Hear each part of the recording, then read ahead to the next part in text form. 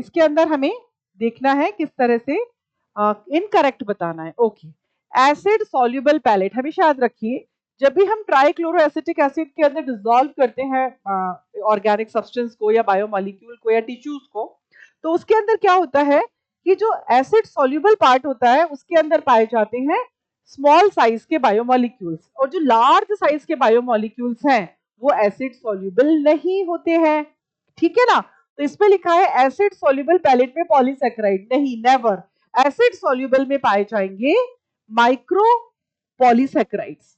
Macro polysaccharides जो हैं वो फिल्ट्रेट में या पैलेट में एसिड सॉल्युबल फॉर्म में नहीं होंगे।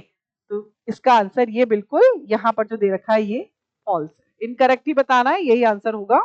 Long chains of sugar, yes, sugar की हम ग्लूकोज की लॉन्ग चेन्स बना दें तो हमें पॉलीसैकेराइड्स मिल जाते हैं in the form of glycogen और सेल्यूलोज और स्टार्च।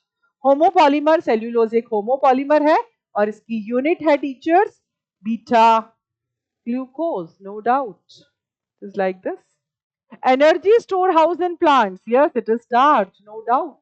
इसमें रॉन्ग पूछा है, एसिड सॉल्युबल पैलेट, तो हमेशा याद रखिए जो हम ट्राइक्लोरोएसिटिक एसिड के अंदर ऑर्गेनिक सब्सटेंस को, टिश्यू को हम डिसॉल्व करते हैं, तो हमेशा याद रखिए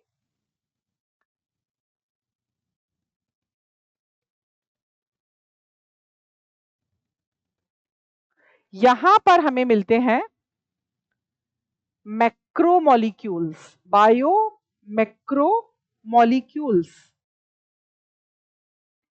और यहां पर एसिड सॉल्युबल पूल में मिलते हैं बायो माइक्रो मॉलिक्यूल्स।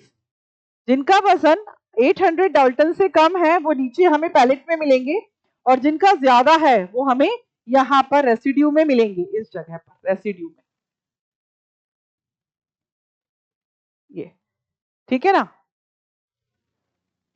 इसका मतलब ये है, यहां पर गलत लिखा हुआ है, एसिड सॉल्युबल में आपको पॉलीसैकेराइड कभी नहीं दिखेगा। गॉट इट और not? So it is like this. Correct answer क्या होना चाहिए teachers? A will be the answer. क्यों? क्योंकि फॉल्स पूछा है, तो ए फॉल्स है।